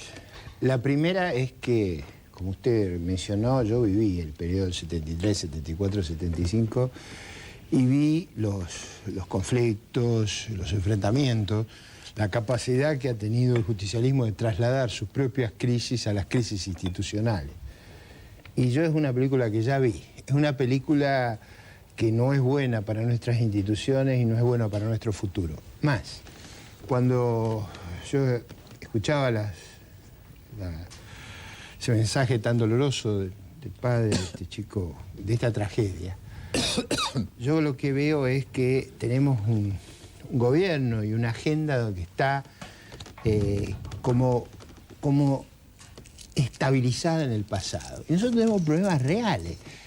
Yo repasaba el discurso de Frondizi el 1 de mayo del 58, es un canto al futuro. ¿Y por qué se hace ese discurso? Ese discurso se hace porque había un proyecto. Uno puede tener matices con ese proyecto, pero había un intento de cerrar el pasado, como el de Alberdi cuando le dice a Urquiza en San Nicolás, después de Casero, terminemos de degollarnos uno a otro. Yo creo que nosotros volvemos permanentemente, y cuando volvemos, no es que esta visión de las vísperas, del crepúsculo, para tomar su artículo de hoy, es gratuita. Cuando volvemos para atrás, lo único que estamos haciendo es descuidando el futuro, y el futuro lo descuidamos cuando tenemos una agenda para la seguridad, cuando se dicen cosas en materia de seguridad que son dramáticas. Yo he leído a un camarista haciendo acusaciones de una envergadura extraordinaria sobre la responsabilidad de las fuerzas de la provincia de Buenos Aires en este episodio. No puedo precisar cuál es la responsabilidad, pero ese tema me parece que debería dominar la escena del país, y el lugar en que estamos enfrascados, en la interna del partido gobernante, en la interna que mira para atrás, que no tiene nada para ofrecer al país, solo tiene para ofrecerle al país más crisis, más enfrentamiento, y yo diría una enorme incompetencia para enfrentar los problemas. Y le voy a señalar 2 antes que me interrumpa, Timerman. ¿Te lo ves ya con ganas? No, sí, ya lo veo. Lo interrumpo yo entonces. No, déjeme 2 puntos. Primero, yo acá veía en los noticieros la noticia de que viene la intervención a Santiago del Estero. Yo hace 2 semanas tuve un debate con el ministro del Interior sobre este problema institucional, pidiendo que se enfrentara una crisis institucional extraordinaria. Se me dijo, no tenemos los elementos. ¿Cuál es el elemento nuevo que ha surgido hasta ahora? Ninguno. Acá, ¿cuál es el que ha surgido? Ahora yo sí le voy a decir, es el que yo denuncié en ese debate. Y el elemento nuevo que surge es que ya Juárez no debe estar entre los propios. Porque el criterio que acá se aplica no es el criterio institucional, sino es el criterio de quién está del lado del gobierno y quién no está. Vamos a ver, espero que, bueno, si viene la intervención... Me deja interrumpirlo ahora sí. Doctor López Murphy, usted fue miembro del gabinete del doctor de la Rúa. Y me parece que el doctor de la Rúa es un buen ejemplo de lo que le puede llegar a suceder a Kirchner en relación al partido. De la Rúa no controlaba el partido, y así le fue, porque el ejemplo de cuando usted salió del gabinete, el principal opositor a su nombramiento, ¿no?, como ministro de Economía fue del propio Partido Radical. ¿Usted no cree que Kirchner aprendió de esa lección y dijo, sin el control del partido peronista, este país no se puede gobernar? O sea, ¿el presidente debe controlar el partido? Mire, lamentablemente, digamos, para las instituciones. Yo escuché también el bloque anterior la idea esta de que no podemos prescindir, o que vamos a vivir casi sin alternativa. Yo le confieso, yo no me rindo, o sea, no estoy dispuesto a aceptar esa idea. Yo creo que es una fatalidad lo que estamos viviendo, una desgracia que con las oportunidades que tiene Argentina estemos metidos en este conflicto hacia atrás. Yo no creo en esa idea de las fuerzas donde el personalismo del presidente tiene que hegemonizar la fuerza política. No, nosotros lo que necesitamos es crear instituciones, reglas de juego, bases conceptuales y doctrinarias que nos permitan gobernar. ¿Qué le está pasando hoy al partido oficialista? Tiene una crisis enorme, porque lo que se está llevando a cabo, muchas de las cosas no tienen nada que ver con la base y ahora, con el sustento, y ese es el problema que tiene. Esta disputa es por el poder. Déjame preguntarle esto. Si esta disputa usted siente que es por el poder y por lo que decía Héctor, o en realidad porque Kirchner quiere un recambio institucional en serio y el partido se niega? ¿O Kirchner es lo mismo que todos los peronistas? Mire, si usted lo mira por la experiencia de Santa Cruz, refleja las mismas características de todo el sistema que nos gobierna y que nos ha gobernado. En Santa Cruz había una corte nominada con una mayoría claramente oficialista, había un sistema electoral y parlamentario. Pero ahora en la Nación, abrumadora. ¿ve lo mismo usted? No, digo, si usted me pregunta de dónde viene, viene de eso. Si usted me pregunta, ¿están haciendo una reforma para evitar el clientelismo en la política y los aparatos que son la tragedia de la administración de la Argentina? Si estuviera haciendo esa reforma, yo estaría acá defendiéndola. O sea, esa reforma lo que implica es cambiar la forma de hacer política. Y estos son muy conservadores. Es decir, lo que quieren es ajustar esto y cambiar quién está al mando. Y lo que hay que cambiar es el sistema político que nos gobierna. Y eso es lo que no quieren cambiar. Ahora, mientras que son muy conservadores, ya en el plano económico, lo de los cortes de energía, por ejemplo, se veía venir. Esto lo decía todo el mundo. Hace Miren, 2 años que yo si vengo no hacen hablando de algo, si no hay inversiones, va a venir los cortes. Y entonces esto es el caso notable de asombro ante lo previsto. Sí, Yo me asombro programada ante lo fue la previsto. ¿Fue por falta de inversión en los años que había que hacer la inversión o por falta de inversión después que se congelaron las tarifas? No, mire, ahí hay claramente, si hubo un sector en que la Argentina estuvo muy invertida, fue en el sector de la energía. Se ha invertido bárbaramente en ese sector. Por supuesto que cuando viene la crisis en el año 98, empezó a haber, y era obvio proyectando las demandas, que íbamos a tener exceso de capacidad, por eso teníamos tarifas eléctricas a nivel mundial extraordinariamente bajas. Eso era casi natural, viendo la crisis, que se diera la inversión. ¿Qué es lo que está ocurriendo desde hace 2 años esta parte? ¿Qué es lo que no se reconoce? Es que en realidad lo que han hecho ha sido no pagar por el costo de capital. Toda inversión requiere que usted cubra los costos corrientes y los costos de capital. Si usted no cubre los costos de capital, ¿qué le ocurre? Usted dilapida el capital. Y eso es lo que hemos estado haciendo. Ahora, esta crisis que fabricaron, ahora se tienen que hacer cargo. No busquen chivos expiatorios, son ellos. Bueno, la fabricaron 2 años y 1 trimestre siguiendo una política digamos, de administración del sector que inevitablemente llevaba a la crisis. Kirchner. Exactamente. Usted dice que hay una corresponsabilidad del Estado aún después de la devaluación. Pero lógico, si usted devalúa y usted cree, ¿cómo usted hace aceptable la devaluación? Bueno, hace antes de que Diego le conteste a López Murphy, vamos a un corte y ya volvemos. Bueno.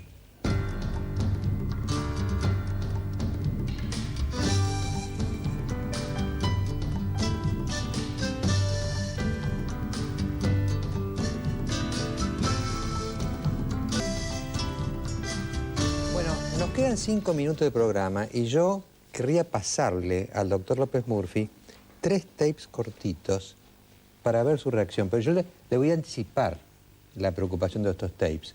Hay una primera carta de Juan Carlos Romero que me pidió publicar, es tranquila.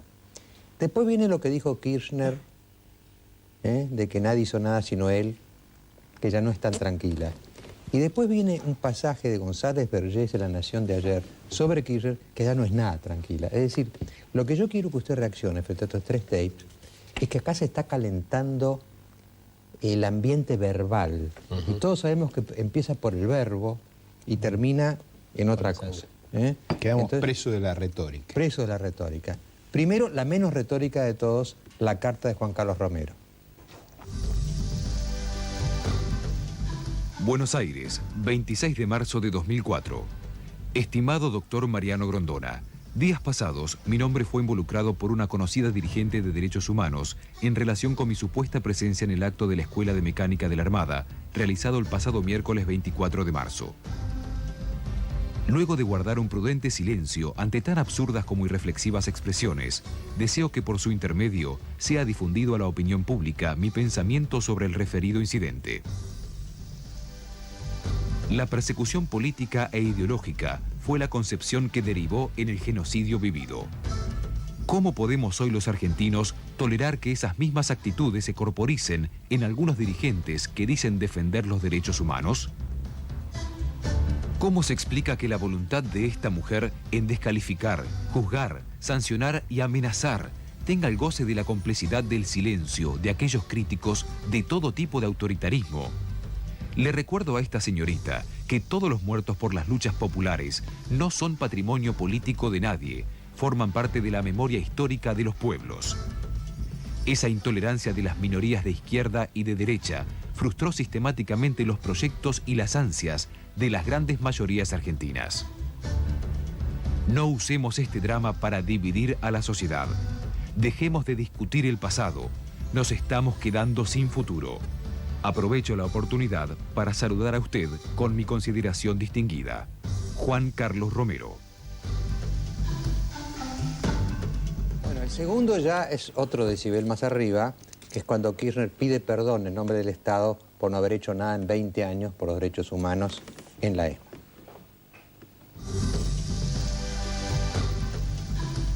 Ya no, como compañero y hermano de tantos compañeros y hermanos que compartimos aquel tiempo, sino como presidente de la Nación Argentina, vengo a pedir perdón del Estado Nacional por la vergüenza de haber callado durante 20 años de democracia.